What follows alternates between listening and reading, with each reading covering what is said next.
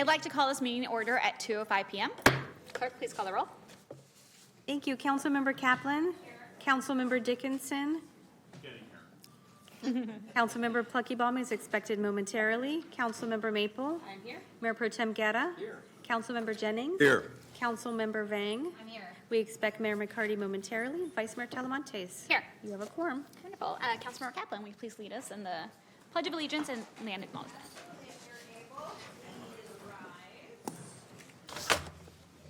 For the opening acknowledgments in honor of Sacramento's indigenous peoples and tribal lands. To the original people of this land, the Nisenan people, the Southern Maidu, the Valley and Plains Miwok, the Patwin Wintun peoples, and the people of Wilton Rancheria, Sacramento's only federally recognized tribe.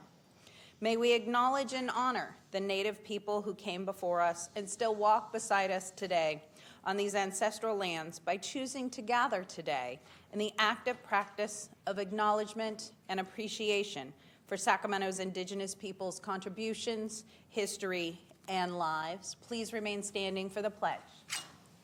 And pledge.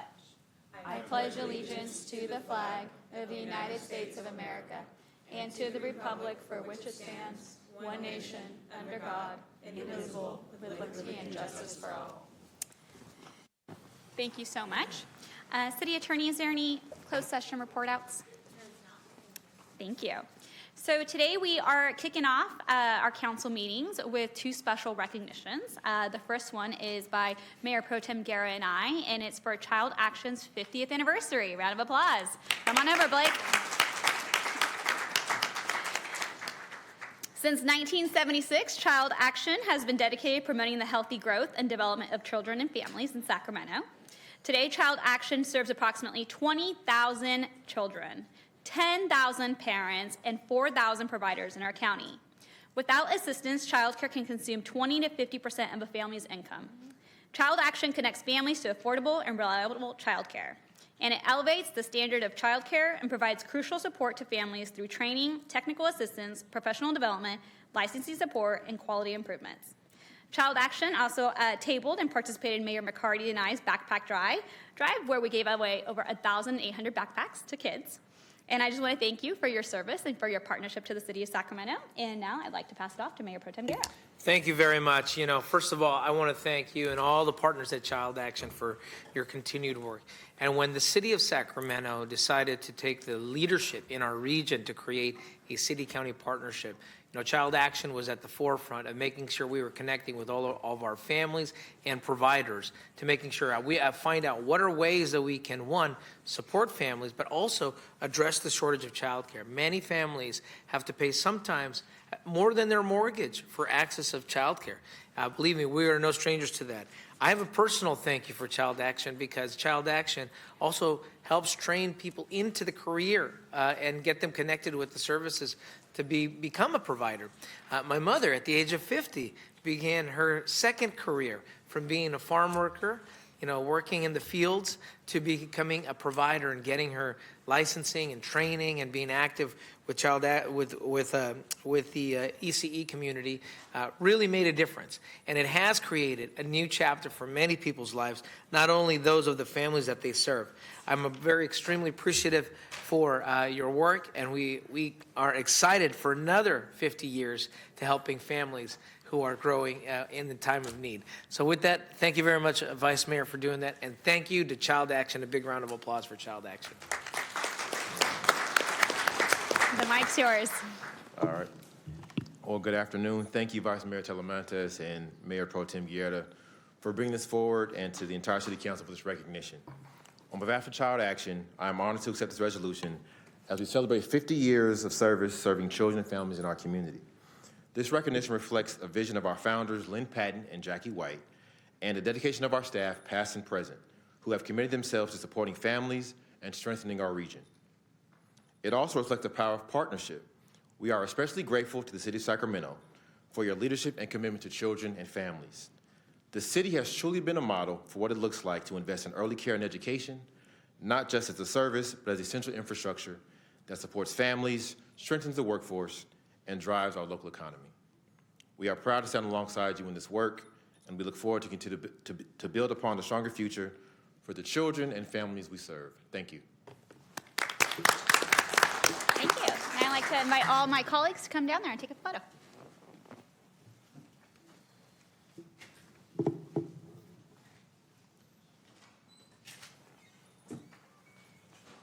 Yeah, for sure. I appreciate it. No problem.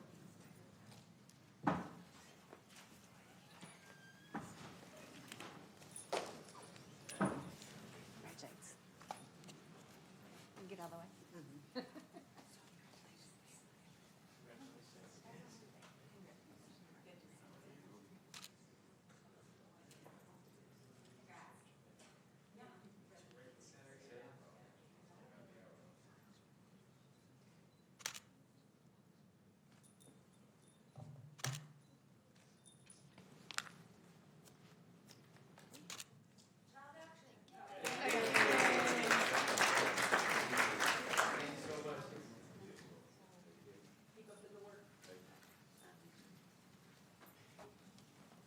I think we could get it done pretty quick, but.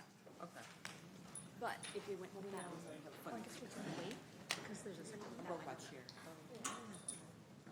You could broke the chair. There's the creepiest stuff. I know, right? One short. All right, and now we're moving along to the second resolution recognizing May 3rd to May 9th as Capital Region Business Week. For more than 60 years, the U.S. Small Business Administration has celebrated National Small Business Week to acknowledge the critical contributions of America's entrepreneurs and small business owners. And I just want to say to all the people that have decided to invest in Sacramento, thank you. To our small businesses, thank you. To our large businesses, thank you. You truly are the backbone of our economy, and we need you now more than ever. And if we really want to make sure that Sacramento thrives, we need to make sure that you are involved in the conversation, that we're supporting you in your journey as a small business owner, and that we move our city forward. So this resolution is just so perfect for the times we're dealing with today. You know, like with our growing budget and our growing city, we need all the small business support and the small business retention in the city of Sacramento. So thank you guys so much for being here. And so for today, we are handing off this wonderful resolution to Heather Lucy, Director of the Sacramento District Office, U.S. Small Business Administration, and Sophia Kanan, Director of Women's Business Center, California Capital Financial Development Corporation. Welcome. Thank you so much. Thank you to the mayor's office and to all the city councilmen. This has been an honor, and this actually is our 10th year as Capital Region Small Business Week, all powered by SMUD. So we are very, very blessed and fortunate to have them backing us throughout the week, backing all the small businesses and all the events that are going on. We're very grateful to the city and the county of Sacramento to provide the support necessary for small businesses to start and grow and expand in our territory. So thank you. Thank you for being here. Hello, everybody. Hi, everybody. My name is Sophia, and I'm the director of the Women's Business Center. And it has been a pleasure working with the Capital Region Small Business Week for the last 10 years. What we do this week is we celebrate entrepreneurs and small businesses because all year long we're working to provide them technical assistance through the many programs that we have. Shout out to the Business Solutions Center because we are a partner with them. And so just so much great work that we have been doing throughout the city. And so this is just one amazing week and part of National Small Business Week that we get to celebrate. And so we hope that we'll see you at a few events. But thank you very much for this recognition. And we will continue to do amazing work in this city to help entrepreneurs just thrive and support our economy. Wonderful. Thank you so much.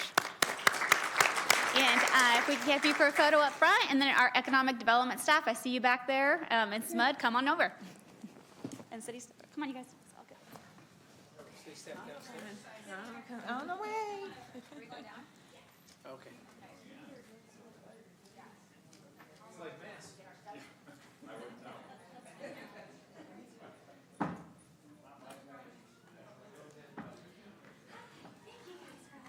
Pictures with you, but I might just bug you for the pictures off of there because they're gonna come out so much better than my iPhone 4. iPhone 4? It's a joke, but it's I was not. gonna It's say- not that far off. It's so tiny. It still has the button. Oh my god, it's time for a new one. Yeah, it's good time. Maybe some people on this side?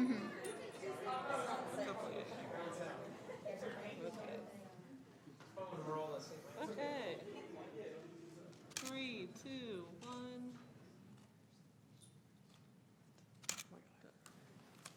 One more over here. Perfect.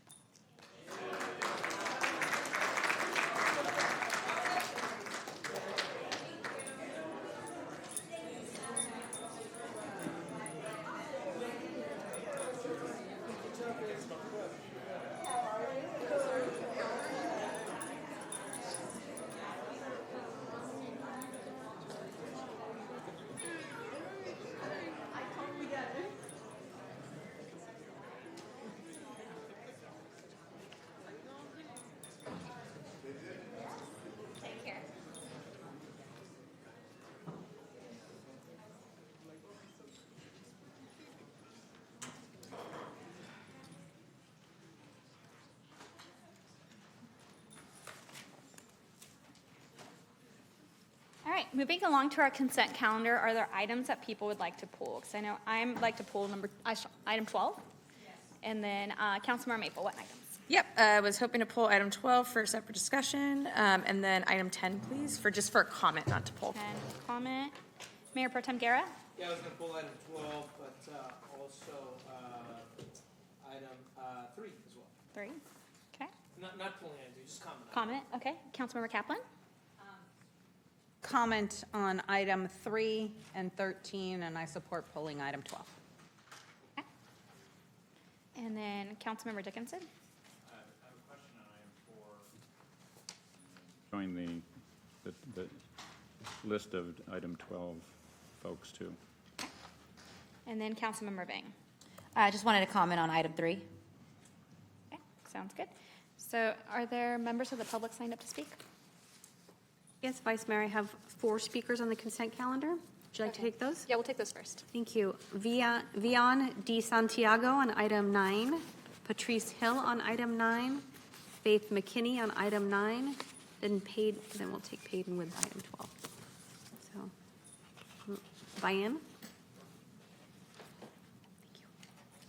Hi, my name is Vianne De Santiago, and I wanted to talk in support of agenda number 9.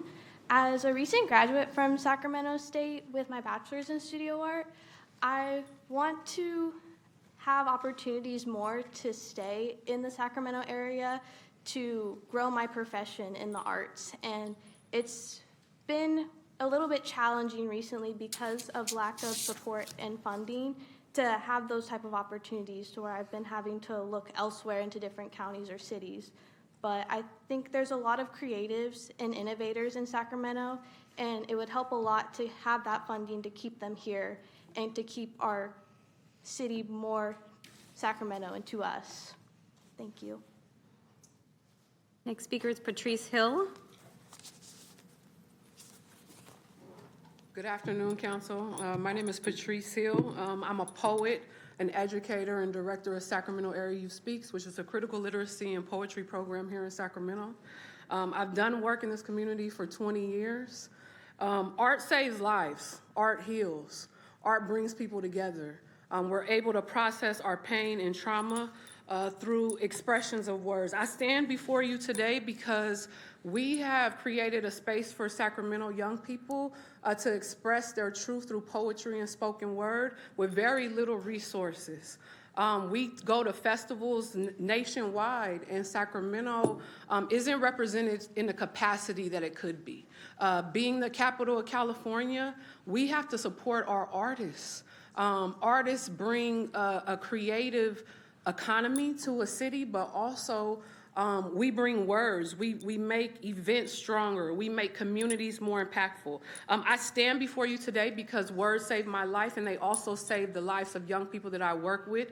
In 2021, we were able to have the National Youth Poet Laureate of the nation right here in Sacramento, right here from this city where there is not a lot of arts funding. So if we can do a lot with a little bit, please give us more. This shouldn't even be a question, right? I need y'all to make sure that the artists have access to more funding, but the arts are not decoration.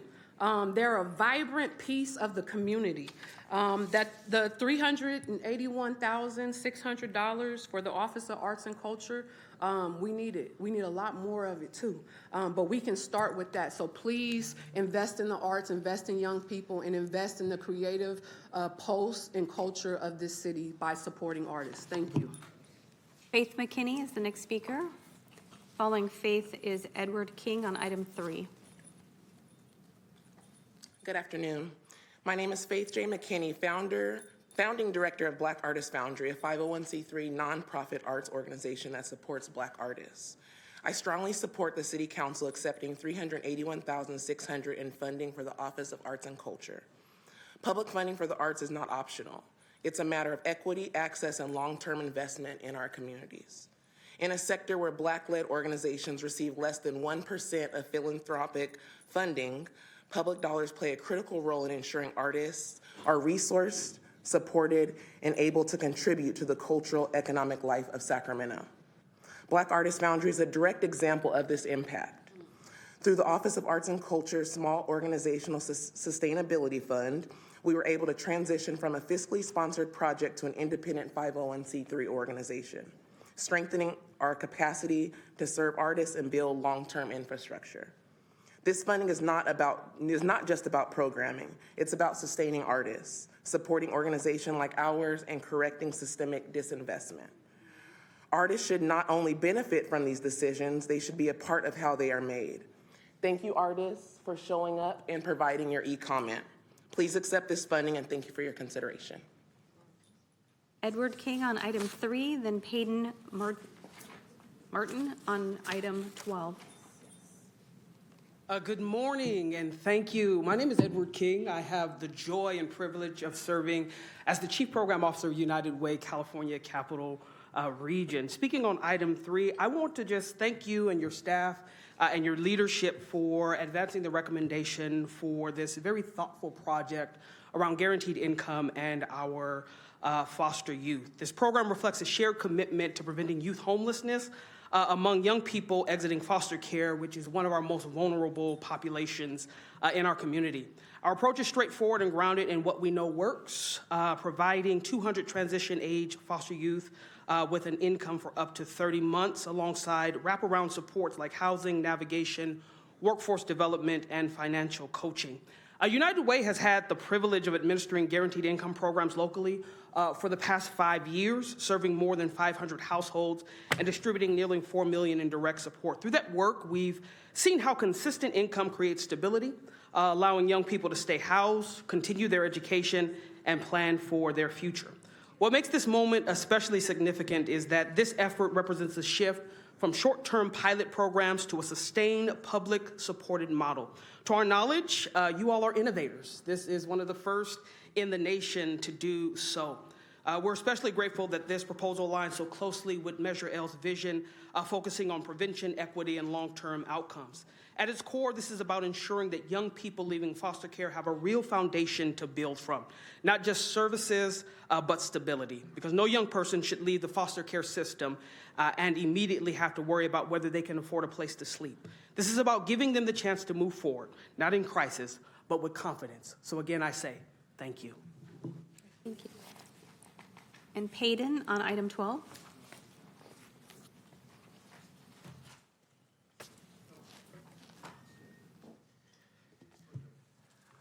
Greetings, Honorable Council and City Manager. I speak with you today regarding the plans to lay off approximately 26 park maintenance workers. These are some of the lowest paid employees in the city, making around $35,000 annually. Laying these employees off will in no way solve a $66 million budget shortfall. Our Parks Maintenance Division works in the cold, rain, blazing heat, pandemics, cleaning poop and drug needles out of playgrounds and sports fields. These cuts hurt seniors, the youth, city operations, and the community at large. These employees are not making it rich here in the city of Sacramento, but they can rely on good benefits and retirement. They value the work they do, and they put food on the table for their families. The $2,892,301 proposed for contracting out dwarfs the savings captured by these devastating reductions. It is unacceptable that the City Council will consider increasing the cost of service contract or expanding contracting out our services while the city is considering laying off so many of its lowest paid employees. We implore you to do the right thing for the community and the employees, reduce or cancel service contracts to save the jobs of the individuals whose purpose it is to support the city of Sacramento and leave the community safer and cleaner. Our members show up every day for the community. The city owes it to them to explore alternatives to a layoff that will not even result in savings that could cover 1% of the budget deficit. Thank you for your time. Thank you. Vice Mayor, I have no more speakers. Thank you. So I'd like to move the consent calendar with pulling item number 12 for a separate vote. And perfect, Councilmember Kaplan seconded that one. So we will do councilmember comments on these items, and then we'll go back to item number 12. So we'll start with item number 3. We have Councilmember Guerra, Councilmember Kaplan, and Councilmember Vang. So Guerra first. Great, thank you, Vice Mayor. First, I just wanted to say thank you to all our staff and also to United Way for all the great work that they do, and to highlight how this program to support foster youth is not in an island of itself. Part of this, it will work with all of the other wraparound services that we have in our region and the other partners we have, particularly WellSpace and Pivot Sac in Sacramento. That with the Sacramento Employment and Training Agency, we made sure that we have a workforce center in Stockton Boulevard, Fruit Ridge, South Oak Park area. And so I'm excited to support this because it does link all of the wraparound services to make sure that we have a successful path for our youth moving forward, particularly our foster youth here in Sacramento. And then finally, I'm going to jump ahead a little bit and just thank an old college friend, Patrice Hill, for her over 2 decades worth of work with youth and poetry, and it's good to see another Sac State alum there. But yeah, thank you. Okay. Kaplan? Thank you, Vice Mayor. I want to echo what Councilmember Guerra said, but in the early 2000s, I advocated for foster youth and additional services while representing UC San Diego's Child Network, and learned the stories of how so often our foster students who could go to college but had to make a living and didn't have the funding for that next step. And so knowing that we are working with foster youth and a guaranteed income gives them that opportunity to know that they have stable housing, that now because of Senator Ashby, community college is free. And knowing that when we pass Measure L, I had an early conversation with Dr. Dante early at United Way of, wouldn't this be amazing, because we know the good that guaranteed income does for our families, but so often foster youth are left out, and this could truly make a difference in their lives. Seeing this truly come into fruition and know the good that it's going to do, we won't be the last in the nation, but if we are the first, I truly hope this catches wildfire to do more for our foster youth. Thank you. Now Vang and then Dickinson. Thank you, Vice Mayor. I just wanted to take this moment to thank city staff. I want to name Renee in particular for all her hard work to actually get to this moment. And I also want to thank our Oversight Commission as well. We passed Measure L about 4 years ago to support our young people. And today we are finally actually releasing the funds in accordance to the adopted plan that we adopted for the Sacramento Children's Fund Strategic Investment Plan, which directs the City Council to allocate 20% of it for guaranteed basic income for our transitional age foster youth. And I'm just really proud that we're here in this moment, because so many young people aging out of foster care often face no financial safety net. They don't have any financial safety net. And a modest guaranteed income can literally be the difference of saving their lives. That's the difference between staying housed and being homeless and really building stability for their lives. And we know that through best practices that this strategy has worked for so many transitional age foster youth. And so I'm just so proud of our city for having the courage, and our commission for having the courage to lead in this direction, and look forward to seeing the great outcomes from this program. Thank you.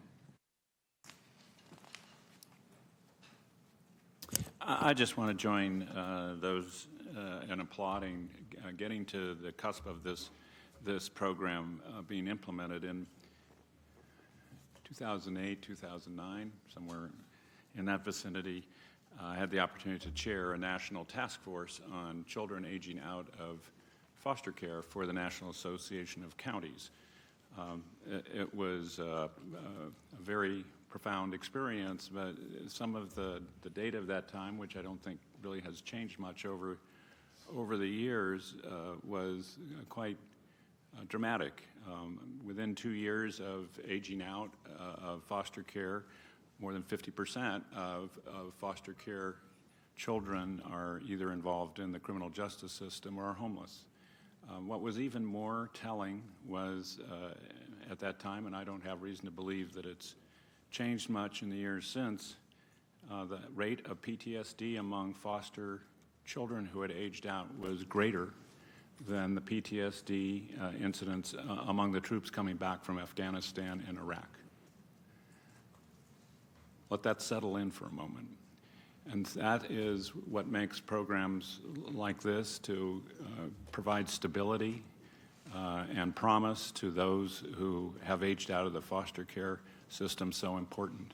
So this initiative is one that I believe will make a huge difference for those who are able to benefit from it, and it will become a model for what we should be doing more widely and broadly for all those who are aging out of foster care and even beyond, for stabilizing our society and addressing ultimately income and wealth inequality. So this is a very significant step, and it should be duly noted. Thanks. Councilmember Dickinson, item 4. I just had a question on item 4. If someone's here who could. I apologize for not getting this to you in advance of the meeting, but I was just curious as you come up whether there's an opportunity in this contract to get light-duty vehicles that are zero emission. Yes, there is. Allison Kerstetter, Public Works Fleet Manager. There is the opportunity, and we have purchased several F-150 Lightnings from Elk Grove Ford. So anytime that we have that opportunity and it will fit the operational need of the department, we will do that. Okay, and so that's an element of the arrangement with Elk Grove Ford in terms of order that you're looking for EVs? Yes, we recently purchased, I think, 5 F-150s for the that are Lightnings for the 26 fiscal year. So we are pursuing that if we are able. Great. Okay, I appreciate that. Thank you. Thank you. Thank you. Councilmember Maple on item 10. All right, thank you, Chair. I just wanted to say this is maybe the second or third step in the process. We have one more to go, so I won't speak at length about it, but did want to say that this is part of the process of renewal for the Oak Park Business Improvement District. I see that Sean Rooney's in the crowd. Thank you for being here and for all the work that you do on the district every day.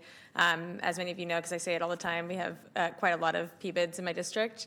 This is one of them, but they're so vital to the work that we need to do every day to keep the corridor clean, keep it safe, and make sure our businesses thrive. So looking forward to having the final item come here, hopefully when all the ballots come back, and great success. Thank you. Thank you. And then item 13 is Councilmember Guerra and Councilmember Kaplan. See, not already spoke on item number, just 3, not 13. Oh, okay. And then Councilmember Kaplan, item 13. I just want to thank our YPC staff. My children participate in 4th R, so this is personal in approving the contract and the expanded learning opportunities with 4 schools, 3 of them which are in my district. I know how important it is that affordable after-school programs that not just watch our kids but help them with homework is. So thank you for being nimble. Thank you for working with Natomas Unified. And I really appreciate that this is going to reach 660 students. It's going to make a difference.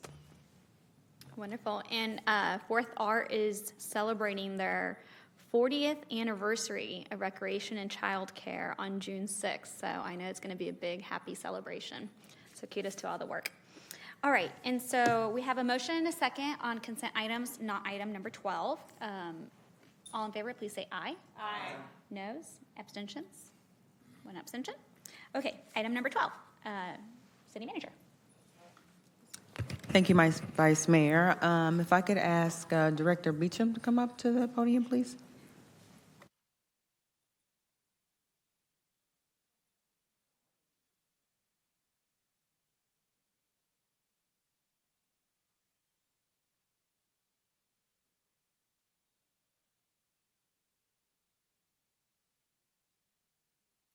Good afternoon, Council. Jackie Beecham, Director of Youth Parks and Community Enrichment.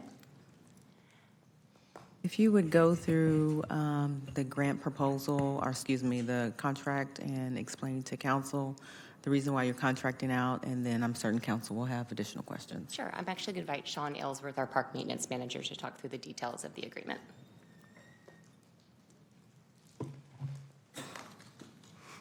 Good afternoon. Sean Aylesworth. I'm the Park Maintenance Manager.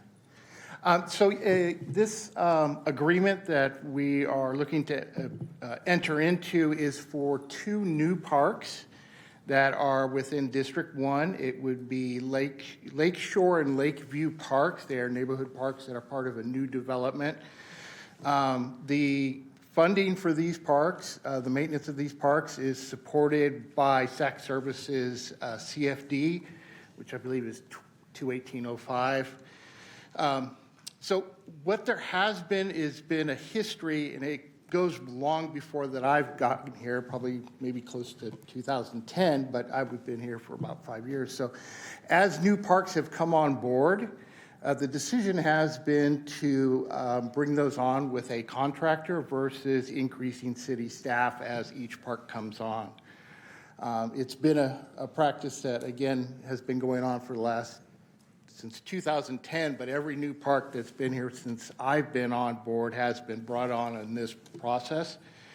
The history of it, of how it all came to, is not fully aware, I'm not fully aware of its history, of how it became to what it is. Again, the history goes back, to 2010 from what I understand. So this is a ongoing practice that we have done. It's definitely something that we have had recent discussions with our business representative of Local 39. So we are very supportive of seeing if there are alternatives to this.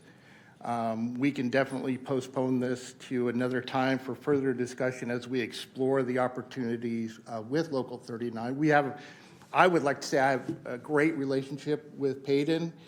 And we have been always very active in working together and looking for solutions. A couple weeks ago, we met with several of the team members to really talk through what they think are some cost-saving measures that we could help with this initiative. So we're very active in trying to find a solution that does not necessarily continue this process, but we do recognize that there are, limited funding options for us to maintain new parks as they come on board. And we have a few council members lined up to speak. So Councilmember Maple. Thank you, Chair. So thank you for the explanation. I appreciate it. I know we have received some questions about this. And I guess one of the main questions I have is, nothing happens in a vacuum. There's the city council, there's the budget, there's everything that's happening all at once. There's also a proposal on the table from staff as it relates to the budget to reduce park maintenance worker positions.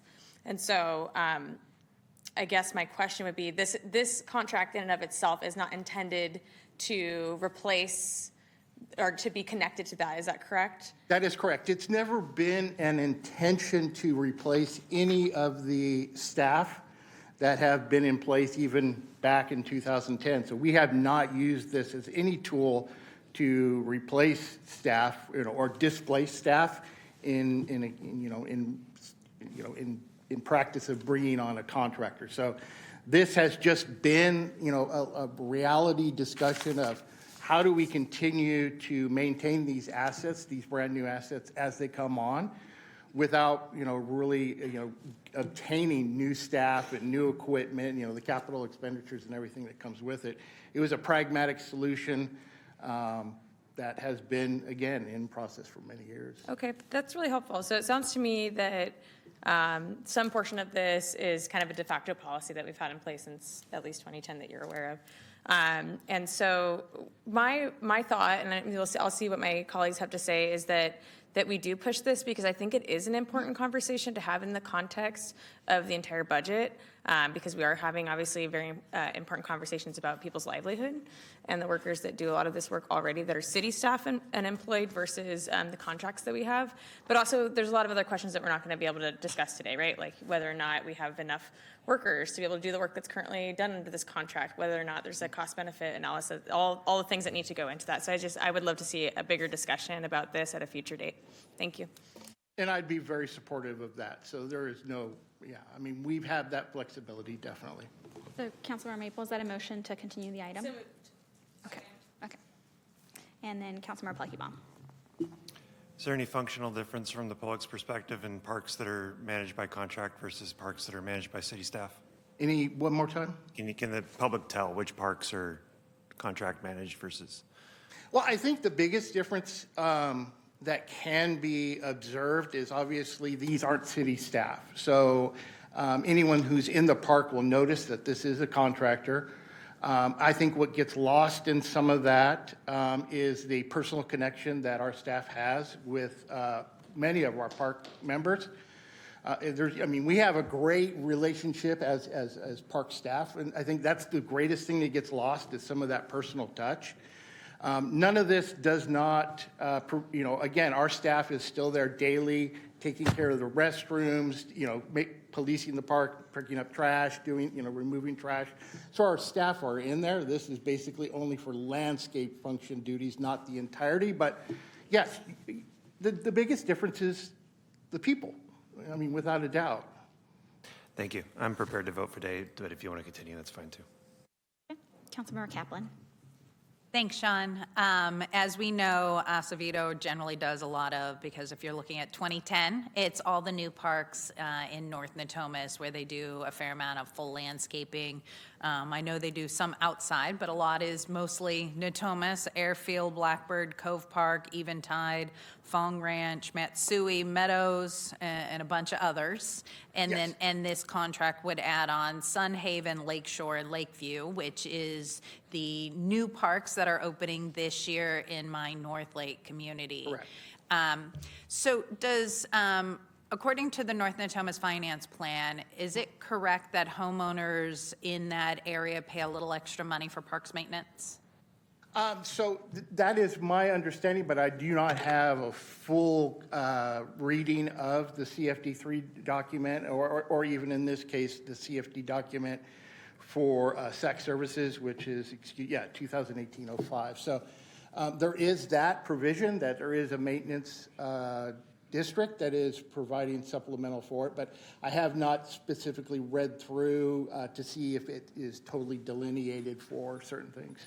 And I think as part of what I'm supporting pushing this is because I think we need to maybe pause and look at it and how does, because Natomas pays extra taxes, want that extra money that they're paying used for parks maintenance and keeping our parks clean, while at the same time I am very supportive as we face these budget deficits.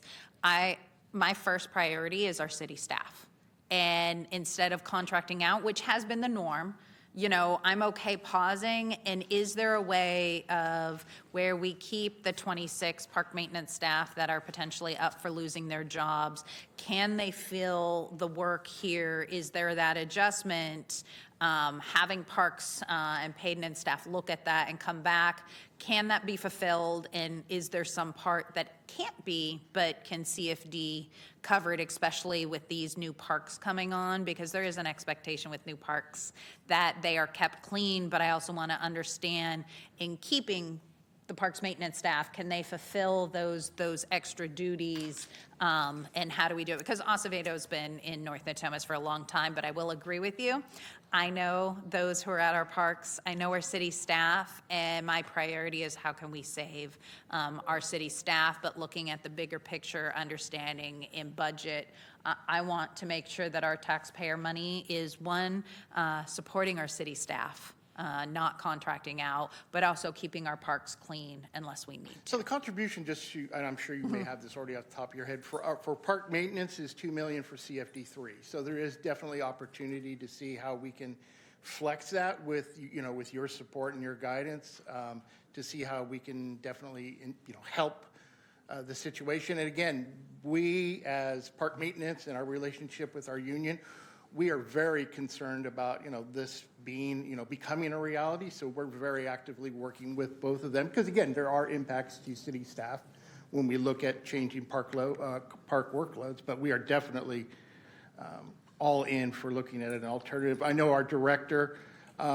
who's got some very creative thoughts in her head, definitely has some alternative strategies that she's been working on. So I think there will be, opportunity for that discussion, but I will leave that for the director. Which I really appreciate because, with the park maintenance that we were going to leave and then have to contract out, we are only going to save $500,000. And for me, I want to save those 26 positions and our families who are going to be the hardest hit. And if CFD 3 can help a little bit of that, I know Natomas, North Natomas homeowners would be supportive of that. So thank you. And again, just to be fair, and because this may come up in conversation tonight, that delta between the two, contracting and the current staffs that we have. Again, that delta obviously is flexible. I mean, we're looking at different economic conditions that may force the third-party providers to bring up quite substantially their cost to that. So again, that delta could actually be even smaller, which I could see would be a great benefit not to do something along those lines. Thank you. I really appreciate it. Mayor Protem Guerra. Yeah, thank you very much. Yeah, I mean, I think while this has been pattern and practice, I think it is one of those where we need to make a hard look at how we're using our resources and not siloing with our current employees. And even beyond that, even with our DOU facilities, if we're looking at water treatment plants. Now, this is a park issue in the north part of the district, but if we're looking at our other water treatment plants facilities or any of our enterprise funds as well, I think we need to look at those as well and how we're using our current employees and supporting our current employees in the skills that they have for those services and those needs. So I support moving this forward, and if we've got someone who knows how to work heavy equipment that's part of parks, why can't they be supporting another part of our city's division as well? So thank you. I support the motion here. So just to go, add on to that, I mean, yes, there are a tremendous amount of like-for-like services. Correct, like-for-like. Which would be landscape maintenance that, of course, Department of Public Works is responsible, DOU is responsible for. So, it is definitely a worthy discussion. Thank you for answering all our questions, and I'm in alignment with my colleagues. Looking forward to seeing what you guys can bring back so that we can support our city workers. And, it's when you get to know the city worker out at the park, you get to know them. You get to know their first and last name. You can bring them donuts. It just creates personal relationships in the community, going hand in hand with being a good customer service agency as a city of Sacramento and building relationships. So looking forward to seeing you guys come back, have more conversations, and being able to move forward. Thank you. Well, thank you. All right, so all in favor of continuing this item, please say aye. Aye. Noes? Abstentions? Absence? Okay. All right, it passes. And now we're moving along to the public hearing. So I'd like to open the public hearing on the renewal of Midtown Property and Business Improvement District. Welcome. Suzanne. Thank you. Good afternoon, Vice Mayor and members of the City Council. I am Suzanne Tam with the Finance Department.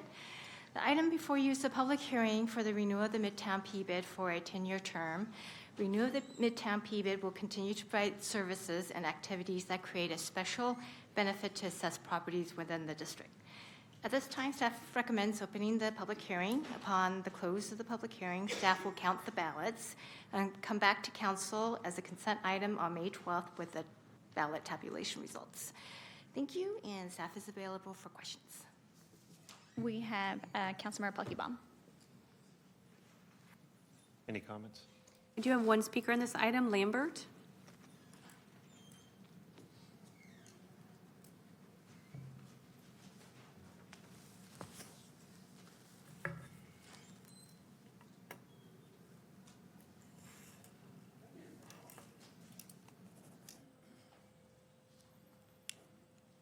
The reason why I'm speaking on PBID, I'll just use the acronyms you use, is because this is District 4.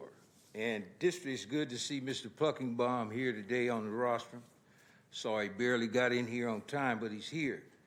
Public PBID, as a person who grew up here, I didn't understand PBID until I left and went out of state. And then once I was out of state, I learned what a PBID was while I was in college. And when I came back to Sacramento, I noticed the neighborhood I'm from, Del Paso Heights, they don't have a PBID. And so I said, well, let me look into that. And so when Alan Warren was here, he enlightened me on this. There's a lot of people in Del Paso Heights that have property. There's a lot of people in Del Paso Heights that have businesses. Why can't we have a PBID in Del Paso Heights? There's a PBID in District 2, but District 2 has over 20 communities, and it's one of the most gerrymandered districts in California. Over 20 communities. The most communities in the district, in one district, is 10. There's never more than 10 other than District 2. And I learned that when Mr. Warren was here because he showed me the map. There's places in Del Paso Heights that now are called East and West Del Paso Heights and Del Paso Heights. You can't pull that off on a native. When I was here, I never heard of East or West Del Paso Heights. You know, that's using the money to weaken the power of the dollar. That's what that is. That's gerrymandering. Vice Mayor, I have no more speakers. Councilmember Pluckybaum. Move staff recommendation. Okay, also. Open and close public hearing, yeah. Close the public hearing, move staff recommendation, and second by Councilmember Dickinson. Okay. All in favor, please say aye. Aye. Noes, abstentions? Okay, passes 8-0. And now we will move along to item 15, approval of resolution to initiate the California Public Employees Retirement Contract Amendment process to include retirement. This is a lot of words. Good afternoon, Welcome. Vice Mayor Talamantes and all members of the City Council. This is really a procedural matter as required by CalPERS when the appointed officers moved out of being covered by the unrepresented resolution and having their own resolution and moving into Unit 24. We now have to amend our CalPERS contract again to have the classic members 1% cost share for contributing to PERS. The contract amended to incorporate the language specifically identifying appointed officers. So this is step one in a multi-step process, and I will be back here again for a similar item in approximately 45 to 60 days. Okay. It's been moved and seconded. All in favor, please say aye. Noes, abstentions? Seeing none. Okay.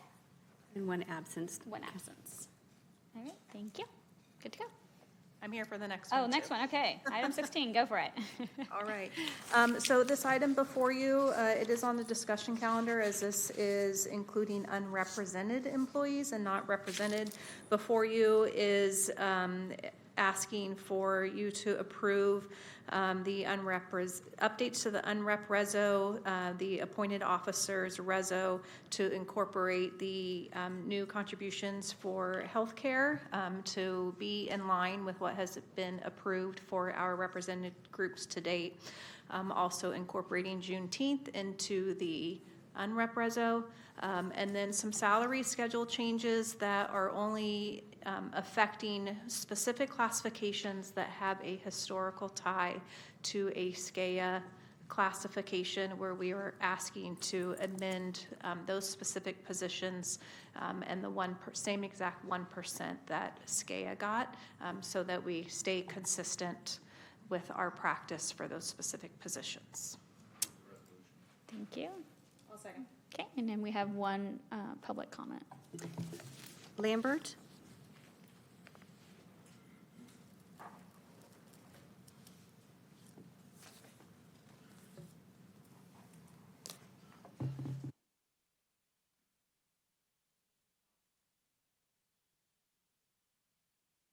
The reason why I'm speaking on this is a lot of people that I know who work for Sacramento have told me that this is a tremendous disadvantage for them, because if you're not covered by the city of however your situation is down here, it's like the first hired or the first fired in this kind of situation. It doesn't cover them.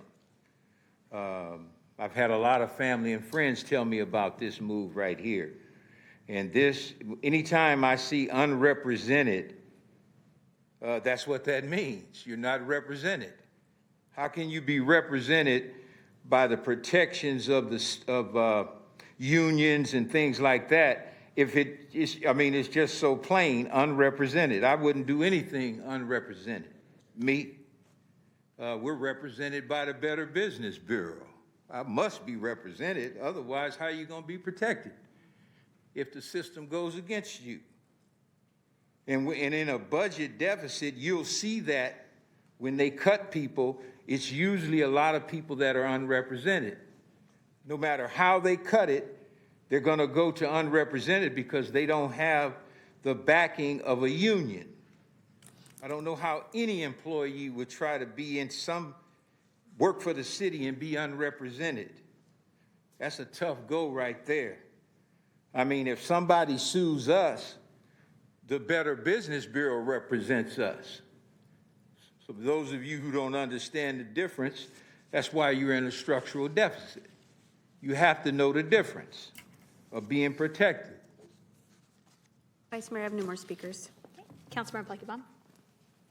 Thank you. If the maker and the seconder of the motion are open to it, I would recommend we remove the restriction for director and above. I don't think we should treat departments differently. This is just a salary range adjustment. Doesn't affect pay. It just gives flexibility inside departments to negotiate with staff.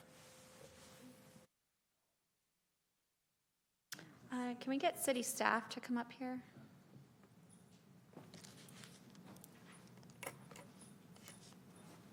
How will this amendment to the current motion change the resolution? Well, the salary schedule changes before you are specifically for those classifications that have that tie to a SCAA position. That has been our practice. For any other positions on the salary schedule that are unrepresented, we don't have a specific direction at this time to come back in terms of evaluating those ranges, and we would need to do an analysis on what is like a market comparison on those ranges, so we have documentation that supports any potential change to salary adjustments for those specific classifications. Okay, thank you. So I would say as the maker of the motion that I'd be open to having the issue looked at, but I think for today, stick with this.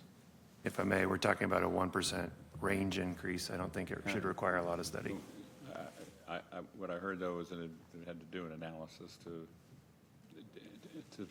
Well, let me save us the trouble. Inflation has gone up more than 1%. Yeah. What I heard, though, was staff needing to lay the foundation, basically. So I'd be very open to it coming back, but Yeah. I'd go through this procedural steps. Yeah, I'm happy to support the motion, and we can look into Councilmember Pluckybaum's request and make sure that we have salary adjustments, because I know that there was conversations that were had about looking at all classifications to see whether the positions are still within range with the cost of living today. So it can come back, but we have a motion and a second in favor of the current resolution as adopted today. So maybe we'll do a roll call vote for this one. Councilmember Kaplan. Councilmember Dickinson. Councilmember Pluckybum. Councilmember Maple. Aye. Mayor Pro Tem Guerra. Aye. Councilmember Jennings. Yes. Councilmember Vang. Yes. Mayor McCarty is absent. Vice Mayor Talamontes. Yes. Motion passes. Okay, and then we will bring it back, Councilmember Pluckybom. Good to go? Okay. And next up, we have our priorities, strategic work plan, and performance management framework. All right, thank you, Vice Mayor. So today we present you the council goal and priority work plan. This is an important step in aligning the organization's work with the direction established by this council. This work plan reflects the significant effort staff has undertaken to translate your goals into clear, actionable priorities that will guide departmental work and support measurable progress across the organization. This is a critical process for the city as we continue to strengthen how we plan, execute, and evaluate our work. The work plan strengthens how we plan. It will ensure the organization remains focused on our priorities that you have identified and create a stronger line of sight between policy direction, operational implementation, and community outcomes.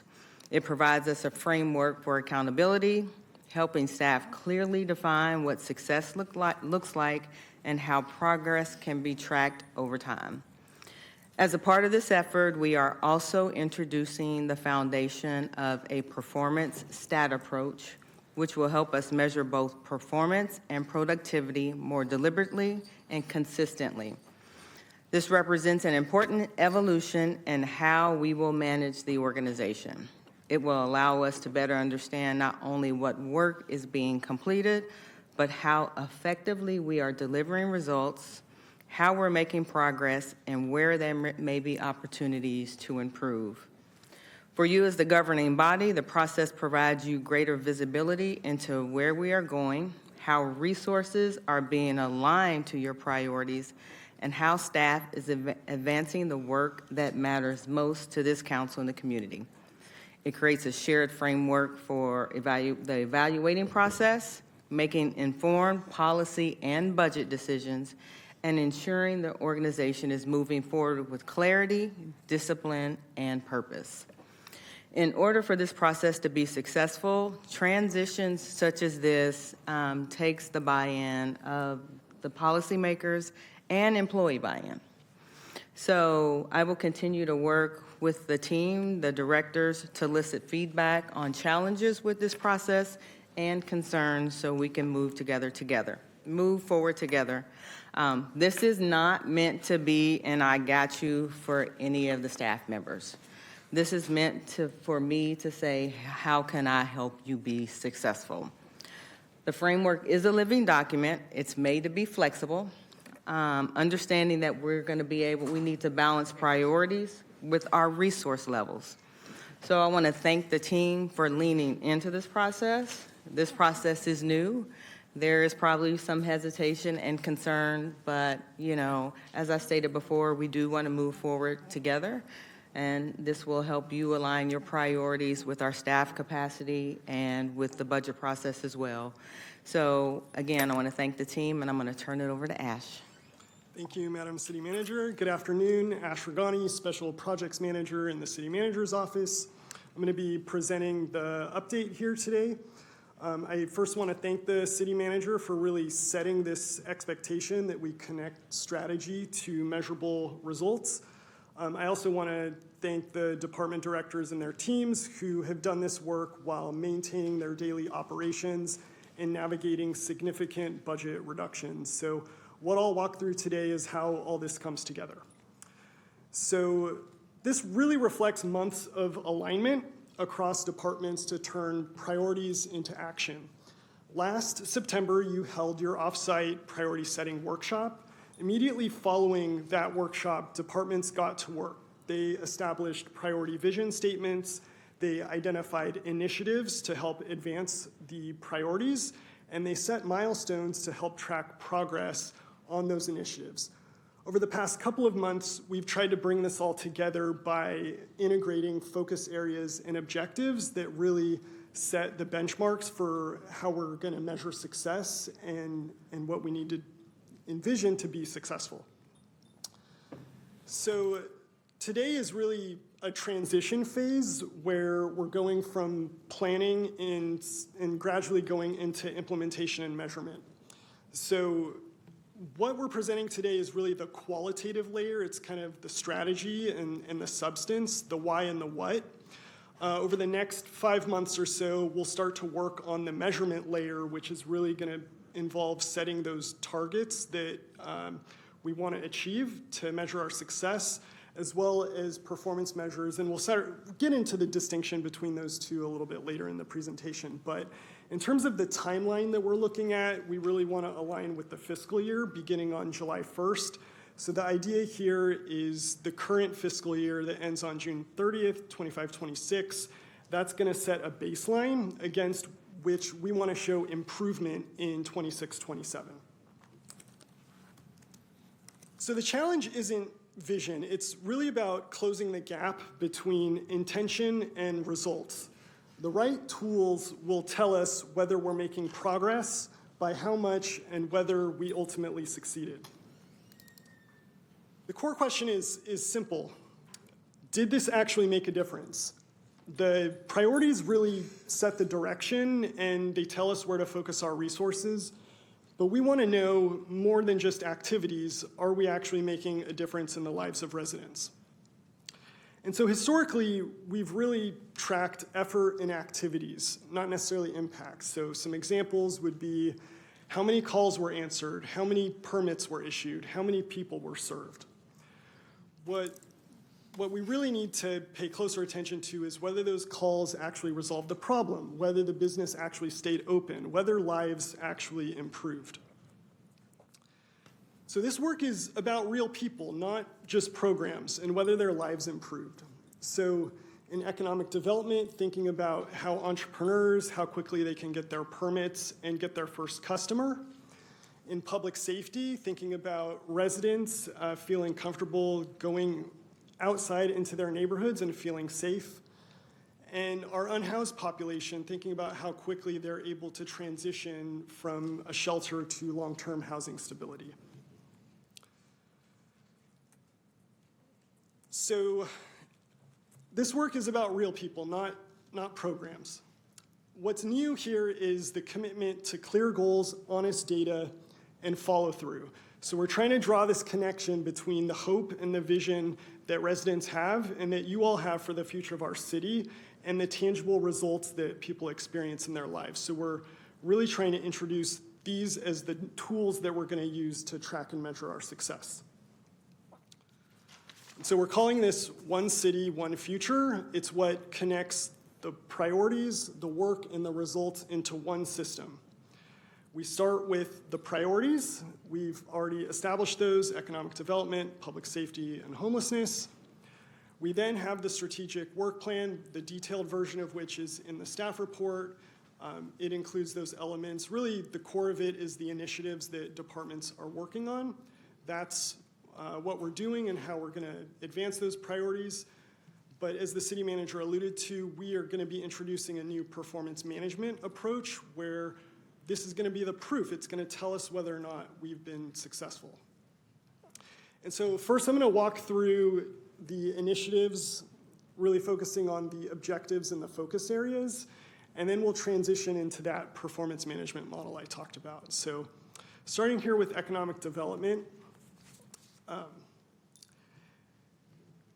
So backing up just a little bit, this is how our priorities translate into actual work across departments. So the vision statement for economic development is to be the best place to do business through policies and investments that retain and create quality jobs, improve the health and vitality of our communities, and support the responsible development of all of Sacramento's neighborhoods. There's 3 focus areas here: jobs and economic mobility, neighborhood and commercial development, and vibrant destination. So now I'll walk through each focus area under this priority to highlight the objectives and initiatives. So under jobs and economic mobility, the objective is that residents across all neighborhoods have access to more high-quality employment and economic advancement resources. This is primarily supported by our economic development team through their enhancing business attraction and retention, as well as growing targeted industries, supporting and growing small businesses. Under neighborhood and commercial development, we're seeking to reduce timelines through streamlined approval processes and underutilized properties, converting those to productive use, expanding housing supply and economic opportunity through Sacramento's neighborhoods. This includes the Streamlined Sacramento initiative, as well as identifying vacant and underutilized public and private properties to activate those.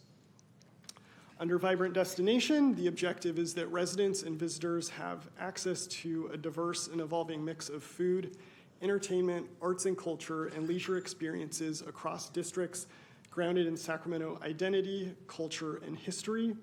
These initiatives range from streamlining entertainment permitting to activating the Old Sacramento waterfront to driving economic activity in our parks and recreation spaces. Shifting to the second priority, public safety. The vision here is that public safety in the city of Sacramento is the collective effort to protect life, uphold constitutional rights, prevent harm, and create the conditions where every person, especially our youth, can live, learn, work, and thrive without fear. It includes prevention, emergency response, preparedness, recovery, and the coordinated delivery of police, fire, medical, behavioral health, environmental, and community-based services. Under this priority, we have 4 focus areas. So crime reduction, alternative response, first responder quality and trust, as well as traffic safety.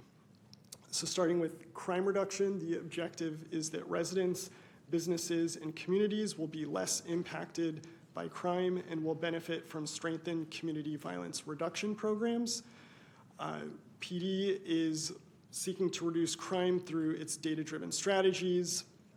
We're also evaluating our violence reduction programs, as well as advancing our youth programs that prioritize public safety.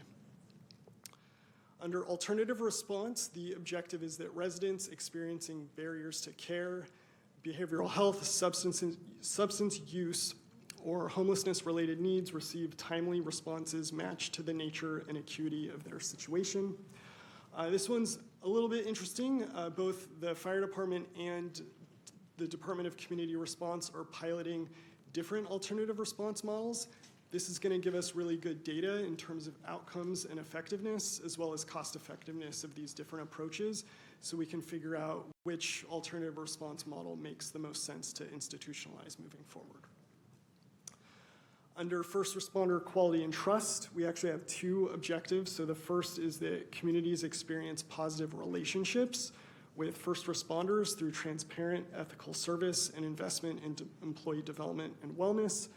Both PD and fire are investing in their employee development and wellness, and PD is looking to strengthen the quality of their police services. The second objective is that the fire department workforce reflects the diversity of the community it serves, and they're seeking to advance that through the expansion of their diversity outreach and recruitment program. Under traffic safety, the objective is that residents benefit from improved street safety conditions citywide through the implementation of targeted high-impact safety engineering improvements, and Public Works is implementing that through their quick build and interim safety projects. And lastly, shifting into homelessness, the vision here is a reduction of people experiencing homelessness and the associated community impacts through the creation of innovative, sustainable, and compassionate solutions. There's 3 focus areas: long-term housing stability, unsheltered homelessness, and governance and funding. Under long-term housing stability, the objective is that more people experiencing homelessness are connected to permanent supportive housing, meaningfully reducing the city's unsheltered population. The second objective is that households identified to be at high risk of homelessness are assisted with their housing instability through a unified countywide prevention program. Under unsheltered homelessness, the objective is that people experiencing homelessness have access to safe, supported shelter options, and the initiatives under this objective include expanding and evaluating interim and non-congregate shelter models, as well as expanding the city's clean and safe efforts through its incident management team services. Lastly, on governance and funding, there's actually two objectives here. The first is that the city and its regional partners operate under updated governance frameworks, strengthening cross-jurisdictional coordination. And the second objective is that homelessness services are sustainably funded through secured state and federal grants. All right, so now we're kind of shifting into the framework that makes all of this real. We're implementing a model that's based on performance stat. This model has been implemented throughout the country. It's existed for more than 20 years at the local, state, federal levels. So you may have heard names like Louis Stat. That was Mayor Greg Fisher's initiative in Louisville, Kentucky. State Stat, which was Governor Martin O'Malley's initiative in the state of Maryland. HUD Stat, which was the Department of Housing and Urban Development's approach here, and then Blight Stat, which was used in New Orleans after Hurricane Katrina to address vacant and blighted properties. So it only works if leadership uses it consistently. It's not just a tool. At its core, performance stat is a series of ongoing data-driven meetings with staff to identify key challenges, diagnose problems, devise solutions, and track results. Last year, we did an internal inventory at the request of the Measure U Commission to provide them with all of the performance measures that are tracked in the city, and that list came out to over 700. And so what I want to leave you with here is that you can be drowning in data, but without kind of the leadership and the commitment to drive improvement, we're really not necessarily going to move the needle. And so this whole effort is premised on the idea that when leaders show up regularly with data and answer for results in front of their peers, performance improves. I'm going to go through the four kind of pillars here now in this Sacramento Stat model. So number one requires accurate and timely data. We have plenty of data, no shortage of it. But stat meetings are where department heads are going to present their data directly to the city manager. They're going to talk about trends. We're going to identify areas where improvement needs to occur. And then this is probably the most important piece, is that where we identify performance deficits, we are going to have relentless follow-up. At the beginning of each of these meetings that are going to start off on a quarterly cadence as we kind of get these off the ground, the next meeting is going to begin with the previous meeting's action items. And then lastly, we want to provide a layer of public transparency here, so we're really telling the story, because in many ways, progress has been happening. It just hasn't necessarily had the kind of structure that makes it easy to share this data publicly and tell our story about the changes that we're actually creating for people. So just to kind of walk you through the full model of what it will look like once we add the quantitative layer here, the actual measurement pieces. We already talked about economic development's a priority. We ran through the vision. So this is just an example. It's not real, well, once we get to the quantitative piece. So as a reminder, one of the objectives under Vibrant Destination is that Sacramento's entertainment, cultural, and waterfront offerings are expanded and more accessible to residents and visitors. One of the initiatives is to streamline entertainment permitting. And so now we get into setting these measurable targets. You can see we start with by June 30th, 2027. In this case, the results that follow are what we want to achieve by the next fiscal year. So under this model, average entertainment permit processing time would be reduced by 30% from the previous fiscal year's baseline, and then at least 75% of applicants rate the permitting process as clear and accessible. And so that's really looking at like what's the customer experience, what's the user experience of how residents are interacting with these services. And what's really important here is like this requires planning up front. We have to anticipate that at some point we're going to deploy a survey tool to measure the before and after of whether anything actually changed. Some milestones that help tell us whether we're staying on track is by month 3, potentially launching an online portal. By month 6, updating an ordinance if it needs to be updated. And by month 9, deploying that first survey so we can get some data on what that applicant satisfaction rate looks like. Then lastly, we have some performance measures there. These are going to also be some leading indicators that are going to help us determine whether or not we're going to hit that key result by the time we get to the end of that fiscal year. It's largely going to be the focus of these stat meetings and these stat sessions where departments are presenting those data so we can see the trends. And if needed, we can intervene, take action, pivot as needed. So a lot of this is about informing the deployment of resources and the tactics that we are implementing to pursue and advance these strategies. So every objective in this framework represents a real person waiting for something to change. Like we said, department leaders are going to sit across from the city manager with their data and answer the question, did things actually change for residents? So we're not only talking about change for residents in our city, but we're also talking about culture change within the city to do this. We're starting with a pilot, and we're going to scale what works. So we're currently in this phase 0, which is this design phase through June 30th, getting departments buy-in and ownership over this framework. Again, phase 1 is going to be a pilot year. We are focusing on your priorities that you identified, and so the initiatives that we presented align with 8 departments. And so these are really going to be the departments that are piloting this framework. And then in year 2, the FY28 fiscal year, we want to scale this out based on the lessons that we learn in the pilot year. So at its core, this is about connecting what we say matters to what actually changes for residents. We're building a system where priorities, work, and results are visible and accountable. This will take time, and we're starting deliberately with a pilot, learning what works, and scaling it across the organization. But the goal is simple: one system, one story, one way of delivering results for the people we serve. Thank you, and happy to take any questions.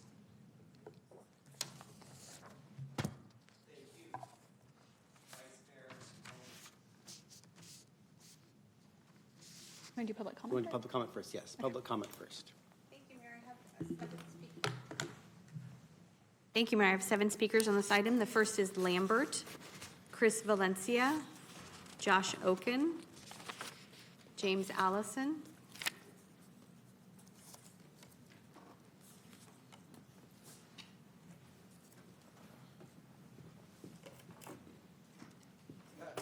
I would hope that including the city attorney and the entire rostrum would hear this, because you need to listen to this.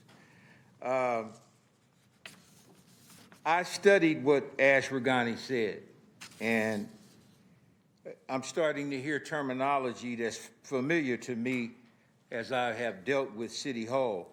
Now, I'm hearing deliberate a lot. Deliberate speed. In the South, in the Deep South, they used to use a term called deliberate speed. And that was a part of a tricknology, a strategy to deceive you. Deliberate speed, if you don't know what that is.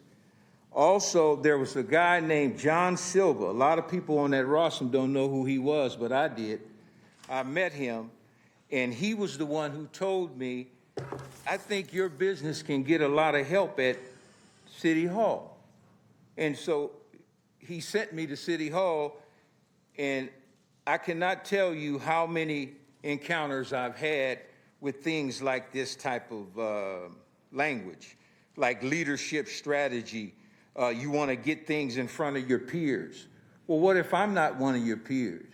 I'm not really a socialite or a person that likes to spend a lot of time visiting with strangers.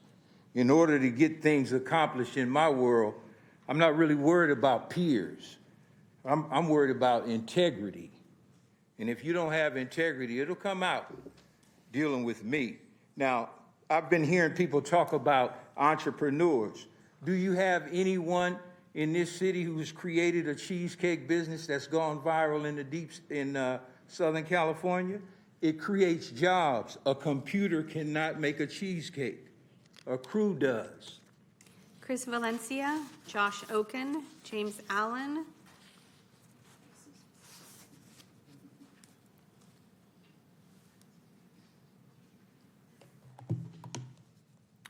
Good afternoon, Mr. Mayor and members of the City Council. My name is Chris Valencia, and I'm here on behalf of the North State Building Industry Association and its over 500 members building housing here in Sacramento. Sacramento does not experience city government in one department at a time. They experience one city. Services must be coordinated, accountable, and focused on outcomes regardless of which department owns which piece. Silos exist internally, but should be broken down to enhance the overall operation of the city government. The city operates, in effect, like a shared fiscal corporation funded by its residents and businesses, and like any organization responsible for public resources, it should be held to clear standards of discipline, performance, and accountability. This starts with transparency. We urge the council to require updates on measurable results. The public should be able to see clearly whether initiatives are actually improving outcomes for residents, not just moving through the internal process. Growth, safety, and accountability are not competing priorities. They reinforce each other. A safer city attracts investment. Investment strengthens the tax base. A stronger tax base allows the city to deliver better services for everyone. The decisions made in this room over the next few weeks will shape Sacramento for years to come. We urge you to be bold, to be disciplined, and to remain accountable to the residents and businesses who are counting on you. Thank you. Josh Oken, James Allison, Karina Pullen. Good afternoon, Mayor and Council. My name is Josh Oken on behalf of the Sacramento Association of Realtors, representing over 6,000 members. I appreciate the Council and City Manager bringing forward the strategic work plan and performance management framework. This is especially important as the city makes budget decisions to address challenges like housing affordability and home ownership. Housing production and access should be a core priority within this framework because it connects directly to economic development, public safety, and overall quality of life. Success should be measured by outcomes like how many homes were built, how quickly projects move, and whether processes are predictable. The focus needs to be on real results, not just programs or activity. From an economic development standpoint, housing is foundational. When it's easier and more predictable to build, you start to see more investment, more activity, and a stronger tax base that supports city services. There is also a clear connection to public safety. Stable housing supports safer, more predictable neighborhoods, and when communities feel secure, residents and businesses are more likely to invest and stay engaged. This all ties back to efficiency and accountability.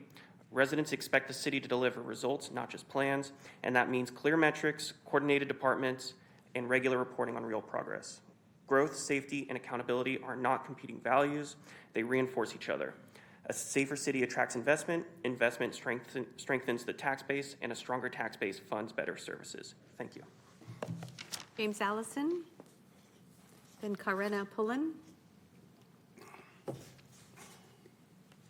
Good afternoon, Mayor, council members, and staff. My name is James Allison. I'm the Executive Director of the Power and Alliance.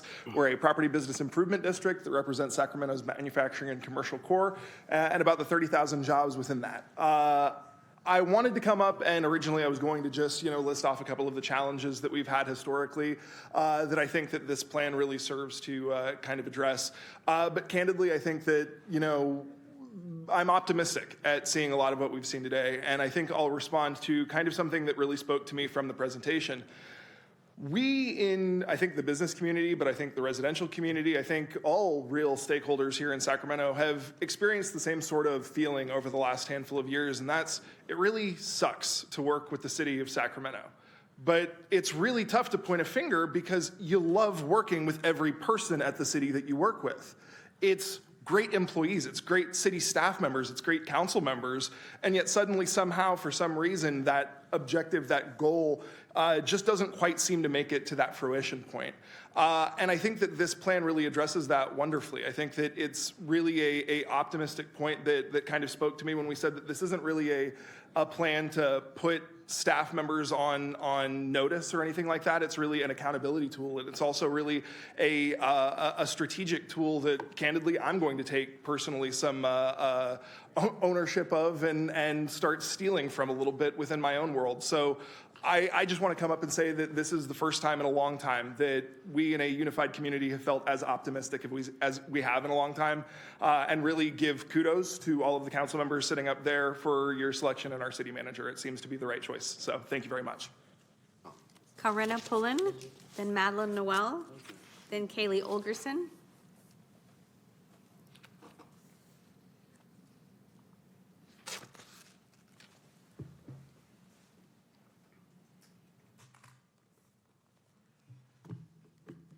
Good afternoon, Mayor and council members. My name is Corinna Miller-Pullen, and I serve on the city's Disability Advisory Commission. Thanks to the mayor, shout out. You gave me my job. You don't know you did, but I appreciate it anyway. I'm here in my individual capacity, and before I begin, I need to tell you quickly about what has happened to me in this building. This morning at the Budget and Audit Committee, I had effective communication. I had ASL interpreting because I knew ADA would be on the agenda, and I requested it in advance. The committee told me that the conversation would continue under the city manager's report at 2 p.m. and again under the budget at 5 p.m. I had no way to arrange for interpreting on few hours' notice, but here I am. I tried the assistive listening devices the city provides. I don't know if you can hear that. Every one I tried was filled with constant and intermittent static. I think you can still hear it. I came to do civic work on a topic I was told would be discussed in 3 meetings today, and I had effective access in one of them. I want you to hear something else. This morning, the assistant city manager said in response to my comments to the budget that the city has plenty of subject matter experts and that having one person in charge isn't necessarily a good thing. This afternoon, the city manager's office presented you a framework that names a lead for every one of 31 strategic initiatives. 2 senior leaders in the same office on the same day gave opposite answers, and the only priority where they say centralized accountability doesn't necessarily work is the one with federal civil rights mandate behind it. There is no city subject matter experts on disability whose job description allows for oversight, compliance, and all aspects of disability. Specialized expertise needs to replace good intentions. Disability is deeply connected to every priority this council has adopted: economic development, public safety, homelessness. I'm willing to be quizzed right now. The city has no one whose job that is. Federal Regulation 28 CFR 35107 requires public entities with 50 or more employees to designate a lead for ADA Your compliance. comments, your time is complete. 5,000 and no lead. Thank you. Madeline Noel, then Kaylee Olgerson. Good afternoon, Mayor, Council, and City Manager Smith. My name is Madeline Knoll. I'm with the Downtown Sacramento Partnership, a property-based improvement district representing 102 city blocks in our downtown core. I want to commend our new city manager and city staff for putting forward a very strategic, focused, disciplined work plan that's going to actively shape the future of Sacramento, along with the decisions that are actively being made with the structural deficit. This is going to affect our residents, businesses, and our broader community. We can see that these 3 priorities, economic development, homelessness, and public safety, are all closely connected. Public safety is foundational. When we create a safe, welcoming space in our public realm, economic activity follows. Once we have our economic activity in place, once the city actually helps it perform well, we actually strengthen our tax base. That's nighttime economy, arts and culture, events and festivals, define Sacramento's brand, and reducing barriers to these to help these activities thrive is going to actively grow our tax base. And once we have that tax base, it helps sustain essential city services like homelessness. So we can see that these priorities are cyclical, and if we get them right, we can create a safer, stronger, and more sustainable future for Sacramento. Thank you for the direction in this work plan, and we look forward to partnering with you and achieving these goals. Thank you. Kaylee Olgerson is our final speaker on this item.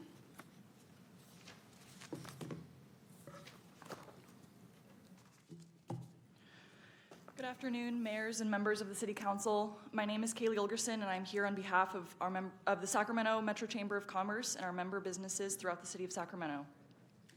The business community has consistently identified economic development, public safety, and government accountability as essential to Sacramento's long-term success. So we appreciate seeing these priorities translated here into an actionable and measurable framework.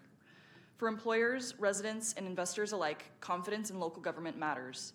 When City Hall sets priorities, tracks progress, and communicates results transparently, it creates the predictability that businesses need to invest, hire, and grow in our city. Having a structured, accountable approach to translating council priorities into measurable results is long overdue, and we commend the City Manager's Office for building this with genuine departmental ownership. As this framework advances, we encourage the city to remain focused on efficient implementation, customer service, and ongoing partnership with the business community. Sacramento has tremendous potential, and a modern, accountable city government is critical to realizing it. We stand ready to work in partnership with the city to support the evolution of this effort and help advance Sacramento's long-term success. Thank you for your consideration tonight. Thank you. That concludes our public comment. I think Vice Mayor, you're first up. Yes. Thank you so much. I am just so impressed with this presentation. Can we give a round of applause to Mara-Keisha Smith, our city manager, and Ash? When we were looking for the new city manager for us here in the city of Sacramento, we all agreed on one thing. We need culture change at the city of Sacramento. And that's why we decided to hire Mara-Keisha. And this presentation is just perfection of what we're looking for. We're looking for measurable success. We're looking for data. We're looking to see if what we're doing is changing lives. And I feel like the words that you guys put in this presentation are just like perfection to my heart. I want to point out two of them. The first one is slide number 29, where it says, every person in this room chose public service because they believe things can be different. That is just spot on. If you are in the city of Sacramento, you believe that things can be different, and you are working for the people. And we need to be the best customer service agency that the community and the people of Sacramento have seen. So that slide was just perfect. And then the other one I want to highlight is every objective in this framework has a person behind it, a resident who is waiting, a family for whom things need to be different. We need to make sure that the work that we do changes lives. And we need to make sure that the work that we do is making an impact in our small businesses, that the work that we do is incentivizing people to come invest in Sacramento, to come build in Sacramento, and to move to Sacramento. So just kudos on this presentation. I'm looking forward to seeing this living document posted on our website for everybody to see, and looking forward to the implementation plan and the next steps. Good job. Thank you. Councilmember Guerra. Thank you. I think the Vice Mayor couldn't have said it best about the great direction and the start and the show of confidence here. So again, kudos to that, to our new city manager and the team here who are supporting in this effort. I want to focus my attention on Strategic Initiative 29, and I do think that there is a sense of urgency, at least in updating our city-county partnership agreement. And particularly because the laws have changed significantly on that piece. And one of the things that was increasingly noticeable last week when I pulled together a meeting with our city attorney's office, our DCR, fire department, county council, the public guardian, our DA's office, and also Shaman Qatari and our team at the county's Department of Public Health, was that the laws on both CARES Court and SB 43 were not implemented. So as we moved forward and did some great work in reducing those large 200 encampments, 300 people encampments, and we see that success, we still see a very distinct challenge with folks who have mental health and substance abuse issues. And one of the glaring factors that we noticed was that with the new change in SB 43, there were 243 cases that were initiated, but not a single one progressed forward to inpatient treatment out of that in the last year. And with CARES Court, I want to thank our city attorney's office. Of the petitions that the city's put forward, only one has graduated. And what came out of that meeting was that we have a problem with unsynchronized data. The reason by why that has occurred is the unsynchronized data that we have. And it was uplifting to see how everyone on the team there was saying, this is the data we have, this is the data we have, but we can't actually link it all together. And so I do think that helping us operate forward while we figure out the larger governance structure, this is a tool within that structure that we have at our disposal. And so I would just say that on one of the initiatives that we can better move forward with, as they say, sharpen your tool. This is one that could, I think, immediately be sharpened by the recent changes in laws that have been done. But thank you for this, and I'm excited to see all of the efforts moving on both public safety, economic development, and this particular piece affects all of those as well on the issue of homelessness. So thank you, City Manager. Thank you, Mr. Mayor. I just want to say, I really breathed a breath of fresh air when I was listening to the presentation, which I thought was wonderful. Thank you, Ash. And I think a lot of us on this dais, myself included, are always really asking a lot of these same questions of ourselves as it relates to our constituents and the community about how we deliver services as a city. And I think we think a lot about process improvement because of the nature of our jobs. So for example, I often view my office as a liaison between city departments and city staff. So oftentimes our constituents will reach out to us. They're frustrated because of their trash cans or their streetlights or there's a homeless encampment somewhere or whatever it may be. And our job is figuring out how do we help this person have a better experience with what I know to be world-class, wonderful city services, but sometimes things fall through the cracks. And so I love this approach because it seems to be this bit bigger. It's how do we make sure that everyone in the city of Sacramento, that we have that full 30,000-foot view all the time, but we're also taking that down into the deeper level. We're looking at the data. And I really loved in particular not just tracking activity, which I heard you say, and this is sometimes something that I see too. We'll say, well, look, we did this, and this, but we're not always taking the step further and say, well, what does that mean? What does that mean to the community, to the public? And what are the goals that we're actually trying to accomplish? So I'm so impressed. I also want to give my kudos to the city manager and your team on this because, I also want to say thank you for the proactive communication and bringing this forward, bringing it to us, not just the city council, but also to the public. It's so important for the public to see this presentation and understand that it is constant improvement. That's what we do in government. None of us is perfect, but we do seek to provide the best services, and this is just one part of what we do. And so I'm really excited about it. One of the things in particular I want to point out is we've had a larger discussion as a city, I think over the last several years, really led by Councilmember Vang and others, and Councilmember Jennings and others on this council about equity. And so I challenge us to take that equity lens and think about that as we do each of these strategic initiatives. And our vision is not just how does it improve experience or what is the experience, but also what does it mean for those who may have different experiences in our community, whether you live in South Sacramento or Land Park, whether you live in Del Paso Heights or East Sacramento, those things might be different answers. And whether or not the tools and the things that we're providing can give you a more equitable experience. So just a lens that we can take across all of it, I think is really important because I know that we're starting to think about that in context of the budget and other policy issues. So I think that's important. And the last thing I'll note is I'm really excited to see how this plays out in the context of housing development in our city. I know myself, Councilor Pluckybaum, the mayor, and others are always thinking about how do we build more faster and meet the needs of the community, which we are, like many other cities, really struggling with. We have much greater housing demand than we do capacity. And so we have to get creative about that. And so we've had great initiatives like Streamline Sacramento, but I think taking this constant lens of like, how do we get these projects done faster? How do we have the right, incentives for housing? What are the things that are standing in our way is something I'm really excited about. So I'll look forward to seeing the outcomes of this and the constant follow-up and the updates that you bring forth. Thank you. Thank you. Councilmember Dickinson. Thanks, Mayor. I'm going to join my colleagues in applauding this work that we're discussing this afternoon and say that I know this isn't easy. This is the product of a lot of hard work. It's not a simple undertaking to try to address this kind of performance and management framework.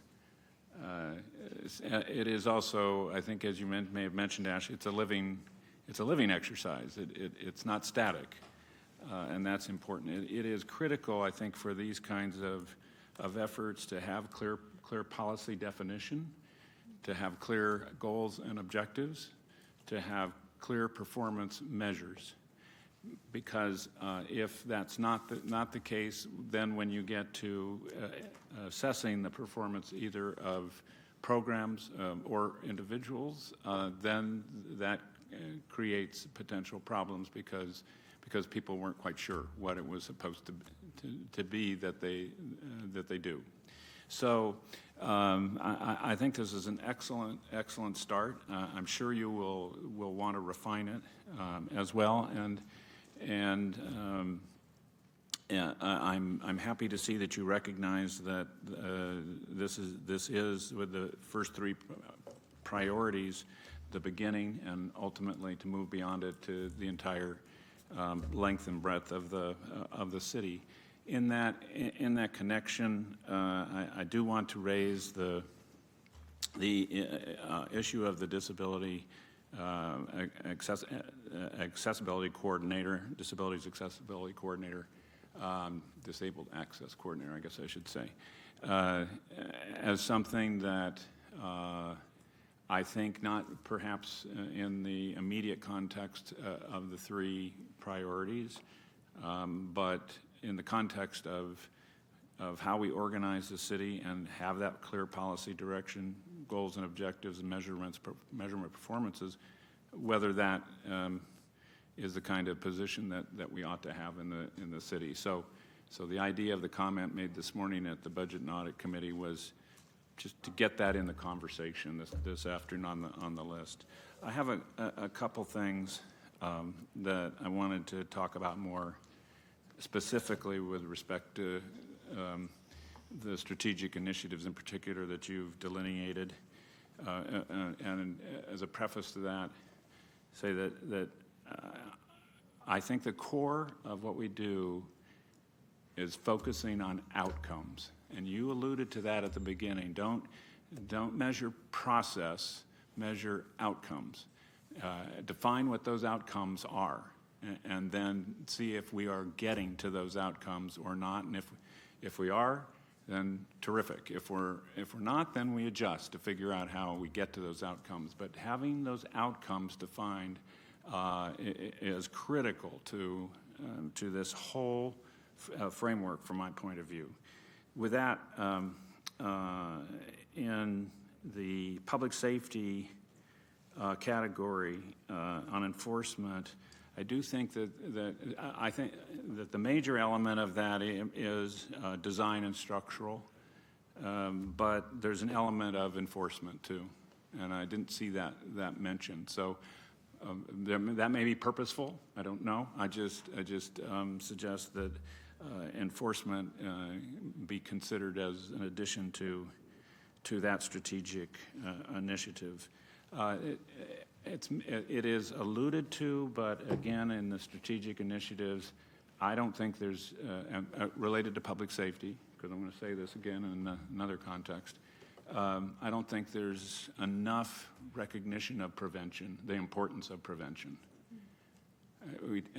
Maybe you're incorporating that in crime reduction. I mean, you mentioned prevention in a couple places, but I think prevention, personally, I think prevention is such a key element of a key strategy, if you will, to get to public safety, that it really deserves emphasis in perhaps more than one way.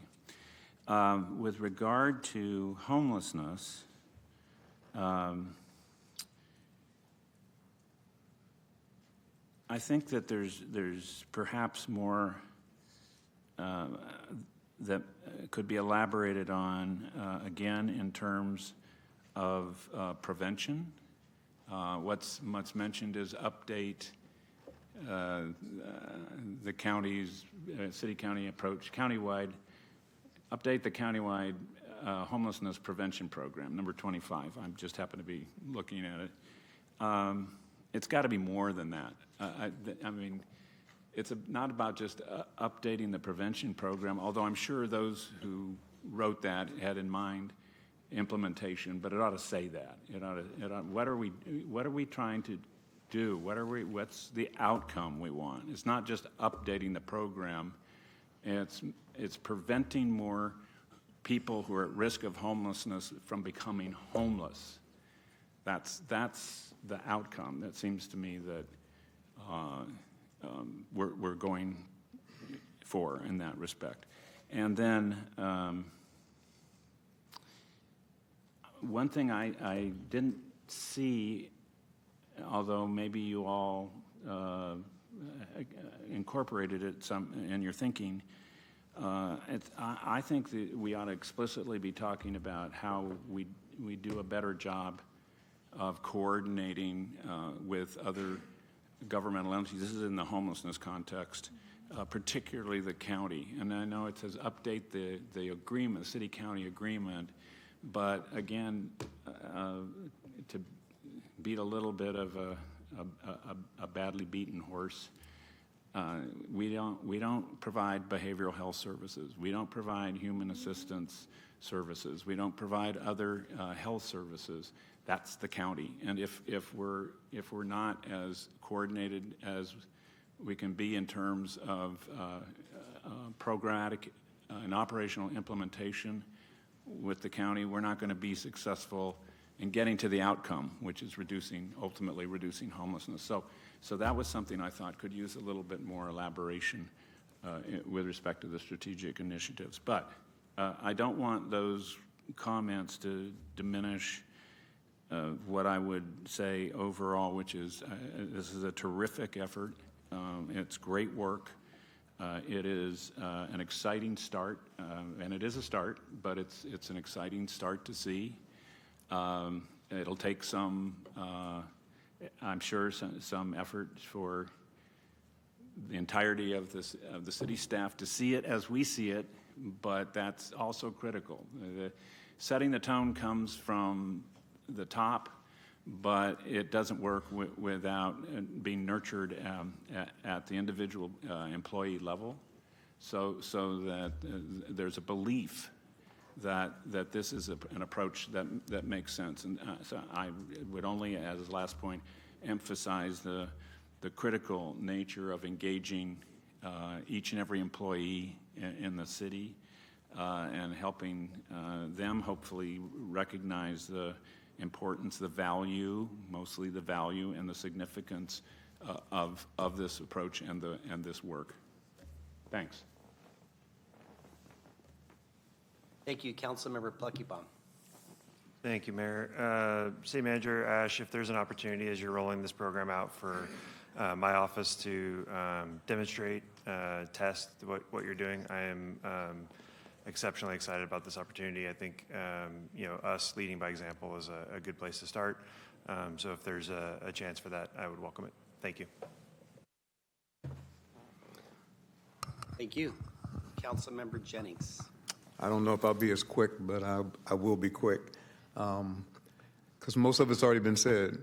I think this is an exciting start. I am so excited to see what all of us have seen presented over the last period of time. We have a continuous improvement measurement system. I know what our implementation roadmap is. I can see it clearly, and everyone in here, I hope, can see it as clear. I understand our goals of one city with one future, all working together to move in the same direction. And this is a performance measurement plan that I think will stand the test of time. It's not something that's here today and gone tomorrow. It's something that we will continue to utilize. And what I'm hopeful is that even though we have 3 goals that we're focused on today, economic development, public safety, and homelessness, there will be more that will be added in the years that come, in the time that comes in front of us. And we'll use this exact same system because all of us will be familiar with it. It tells me very clearly where we've been, and it tells me where we're headed. And it should help do that to each of the constituents who read it. And so I think the thing that helps me the most is I believe in inspecting what you expect.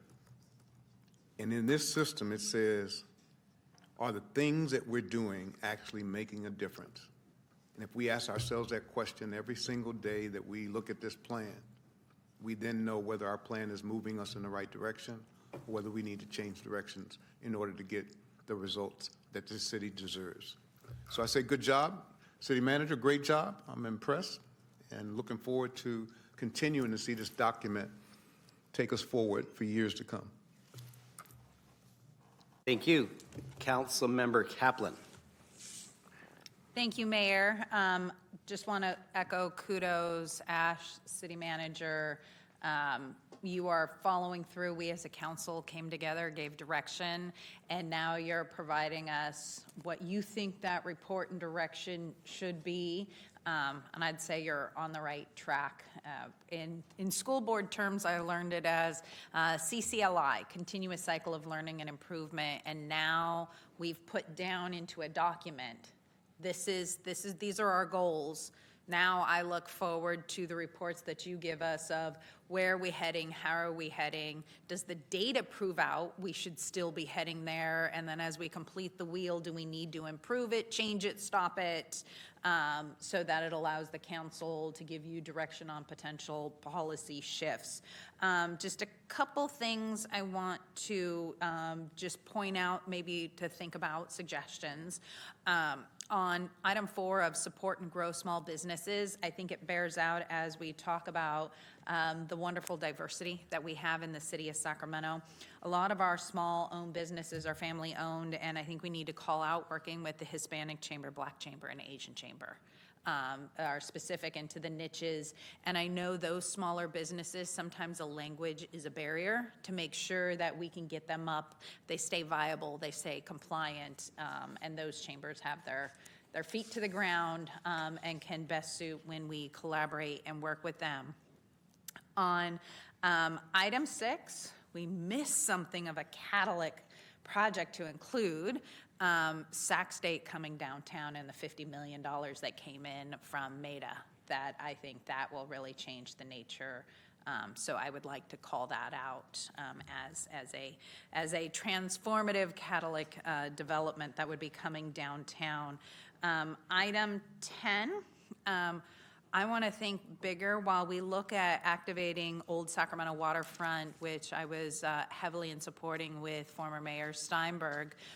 Why are we stopping at the waterfront? Well, let's just say that we're starting at the waterfront, but we should activate it through to DOCO, and our ultimate goal should be to activate it through to the convention center so that K Street to Old Sacramento is one big entertainment, small business, catalytic driver for downtown of safety for the city of Sacramento.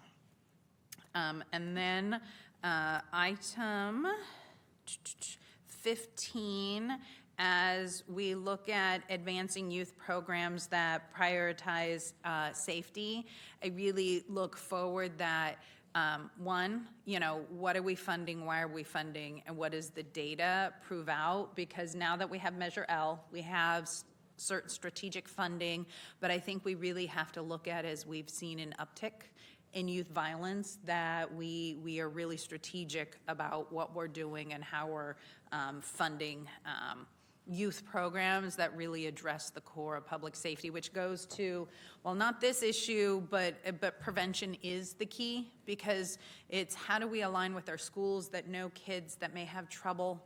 Are we aligning appropriately with programs so that it's we're not operating in silos? Because schools see it every day, but not always. Is that working in alignment with our CBOs and public safety? On item 17, I just want to say kudos. We at City Council, even prior to me joining, were how do we pilot an alternative response model? I think we really need to implement it, so I just want to call out thank you for doing that.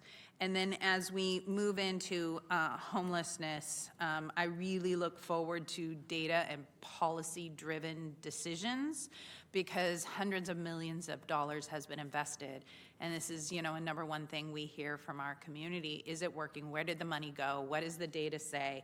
Why are you investing here? Is this the best use of your money?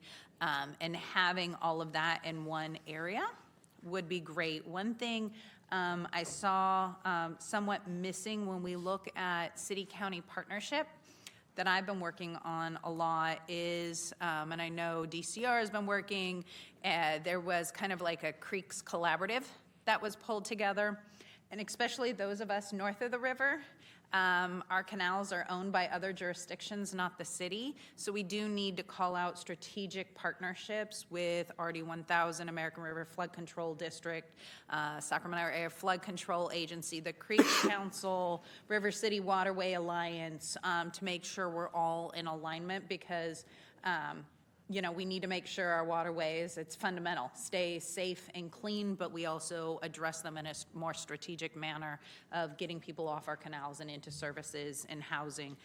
I do support looking at prevention as a key, more so in how we look at homelessness and where that falls under. I'll leave that to you. But I think we also need to somewhat call out the problem that every study has said, one, we need to get them off the streets and into housing, but two, to have a truly strategic and impactful outcome, they need services. But when we accept state funding, we can't mandate that. So what does it look like and how do we address that, knowing that for truly to make the impact that we need, it's just not housing, but it's housing and services. And there is some data to show that it's the first 6 months are the most strategic. So how does that all come together? But I really just want to say this is amazing. Good job. It was a pleasure reading this as we go to data and impact. So thank you for your leadership in this. Thank you, Councilmember Vang. Thanks, Mayor. Definitely, we just want to echo my colleagues, and I want to thank City Manager for our hard work, but also want to thank Ash for all your hard work. I know you've been the data person in our city for several years now, and so it's really great to see you up here presenting on this data performance stat, and really great to see a strategic plan for our city around our 3 priorities. I know this plan is really just a framework that translate our priorities into organizational action, and it's great to see on the slide the various department leads, like who's supporting each of these initiatives. So that was really great. And I just have 2 items really. I'm not going to go through all of the various strategic initiative, but just 2 items that I want to center as we are, you know, this is a living document, right? It is not static. It is continuously changing. And so 2 things I just want to uplift is ensuring that as we are working on this plan and updating it as we go, that we are in alignment with the Sacramento Center on Racial Equity, the SCORE work plan, and that is embedded into our priority strategic work plan. I know that we have the GIS tool, the C tool, dashboard as well, and even with the tool and data, the question will always be, when I look at this plan, how are services and resources allocated where it is needed most? Right? Like we can have these services, but services for whom, right? And how, I think that's really key. And so making sure that we apply that racial equity lens is really important. I just want to make sure that as we're working on our SCORE work plan and we are developing a racial equity plan, that it is in alignment literally with this plan as well. And that's going to be critical. And so just want to center that. And then the second piece is, you know, as I'm looking at this document, I do see it as more of a management tool for city staff and departments. And something that I just, you know, we're already doing this through our council offices. I know that departments reach out to community too, but for the strategic initiative in particular, I think it's important. I don't know if we name it in here or if it's already happening. I'm looking at the city manager, but how are we engaging community partners, the chambers, the CBOs in these strategic initiatives? Yes, our city staff are the expertise of city services, but if we are also, because in your slide, I thought what was really powerful is that there was this section that said, department leaders will sit across the city manager with their data and their answer. Did things actually change for residents? And we can only know that if there's actually feedback, there's a feedback loop with community, right? And so for me, just making sure that in this strategic plan that we have a very thoughtful feedback loop with community partners, with residents, chambers, and CBOs. I think that is really critical. I don't want to make the assumption that that is happening, so that's why I want to name it. I want to name it as we're talking about this plan because it can only be impactful if there is a feedback loop with the community. And so those are the only two things that I wanted to add. In terms of the 3 priorities, we already voted on it: economic development, public safety, homelessness. I will say this again, and it was great to see the vision of the public safety component, centering our youth and our parks as well, because as you know, before I became a councilwoman, this council and mayor did vote on a resolution that brought in the definition of public safety, and so it was great to see that included. I see it somewhat in the public safety slide, but I think an emphasis on youth violence prevention is really key. I see strengthening community violence reduction programs in the objective, but I think really naming the prevention piece is going to be critical for that. And I'm sure you can go back and add that to that public safety section. But those are all my comments, and really looking forward to the report back. I know that this is just this is about continuous improvement, and this is an implementation plan, right? It's a 2-year implementation plan. So I look forward to hearing back after the pilot year and how we did and looking at the outcome. So just great job to the city manager, and kudos to you, Ash. I know because you're the data person and you put a lot of work behind here. So I want to take a moment just to thank you for your hard work. Councilmember Guerra again. Sorry, well, I punched up before, Councilmember Van stole my thunder, but I wanted to give a big round of applause for yours and my former classmate in the Sac State Master's Program of Public Policy, Ash Rogani. Let's give him a big round of applause because, I thought that this is Dr. Robert Wasserman would be proud here. Yes.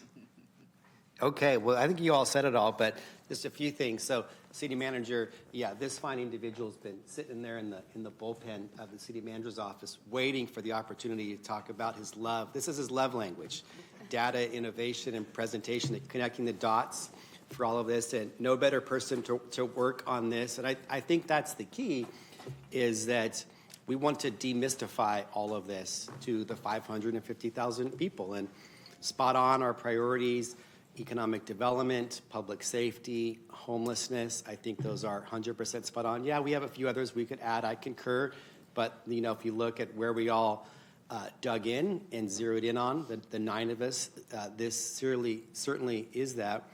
And without getting too much into detail from what you already hear, is maybe just to keep it simple, I would like for the public to know, because they don't all know these are our 3 priorities. We've talked about that at our big retreat, and we all talked about it here and there. But kind of, rebrand this and focus on, what that means and what we're going to be monitoring. And I think in this era, 2026 and on, people expect us, like you talked about the other cities and the mayors and jurisdictions, how we measure this. Are we doing a good job? Are we going in the right direction? We're imperfect. We don't have always success on all these things all the time, I'm certain, but how are we focusing on these? And give us ways how we can have, regular scores. And sometimes we overdo these things. We put data up on there, and then you have to be someone like you who has an advanced degree to understand the so-called data. But, I want you to be able to call your long-lost cousin and tell them about this, and they can go on the site and read it in plain English. Like, what is it that we're trying to accomplish? What are the things that we're measuring? How are we measuring them, and how are we doing? And so it's a living, breathing thing. And so I think that's, besides making improvement upon this, that was my goal, is how the public can monitor us as far as are we making progress on our key priorities. So with that, thank you. And again, as the council said, thank you to our city manager and her team for taking our priorities seriously and coming back with a strong work plan. Thank you. This is a informational item, no vote, correct, City Clerk? Okay. Thank you. So Mayor, we now move to council comments, ideas, questions, AB 123 reports.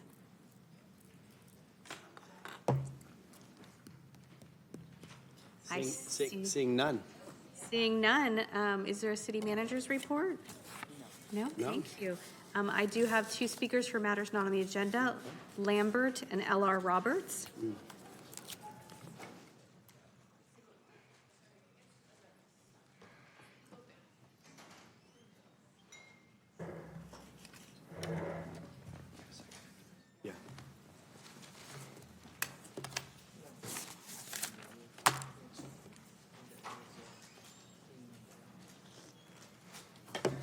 tell you, a lot of people are studying Mr. Pluckybomb. I mean, he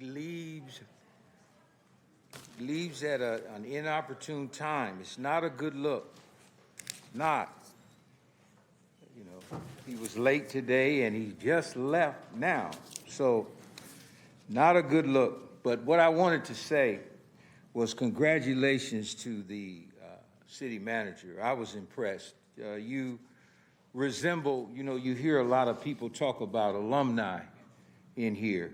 And I'm impressed with somebody who graduated from a blue blood university in the Deep South, because that could not have been easy to do when they didn't used to allow black people to even come on a campus like that. And one of the universities that I'll promote is Boise State University. I graduated from there. And there they taught us how to do business. There was a guy there named Joe Albertsons. He's the owner of Albertsons grocery chain. There was another guy there that I met. His name was J.R. Simplot. J.R. Simplot supplied potatoes to McDonald's before I got there. And they still supplying them today. So when you get influenced as a teenager by people like that, when you step into this arena, you're not as forgiving as a lot of people are here. It's not that difficult to stay in the black. You have to be physically disciplined. You will never hear to the Bay and Back cheesecake in a deficit because we know math. And when it's your money, you'll handle it better. But when it's not your money, that's the problem. Because if it was your money, you would be homeless doing it the way you're doing it. Thank you. Ella Roberts is our final speaker this afternoon. I'm Ella Roberts. I ran a business in District 5 for 15 years. It is outrageous that the city wants to cut parts of senior, disabled, and child programs, lay off parks workers, yet have the money to have 8 cops arrest 3 people this morning at ICE building. And the sergeant showed up 3 times. How expensive was that? And have them processed in the jail. I have requested to know the fee amount that the county charges the city every time we do that. We have had yet another shooting incident, but while we're busy with cops doing that downtown, we've had another shooting incident in Oak Park this weekend. The one before involved a 4-year-old. What are our priorities, guys? Real quick, on the foster youth issue, Richard and I raised 3 kids who I had not given birth to. CPS failed completely, and one was never rescued by anybody. Eventually, he came to live with us after several suicide attempts. One died of AIDS after being molested at the receiving home, which is what they do, is they use this private charity that's horrible. So we have some problems with foster care. In addition, these kids could not go to the private charter that they forced down our throats illegally in Oak Park because they had no parents of record. Oh, and lastly, I put it in writing, my request in writing. The ICE building is illegally washing the sidewalks for 4 hours every day. Now, if I did that, I'd get in trouble. I'm only supposed to wash my sidewalk if there's something dirty on the sidewalk, something unsanitary. I'm certainly not supposed to water every single day for 4 hours. So how come ICE is being allowed to do that? So I put this question in writing. So Mayor, that concludes the business of the City Council. Okay, thank you. We will adjourn and reconvene at 5 p.m.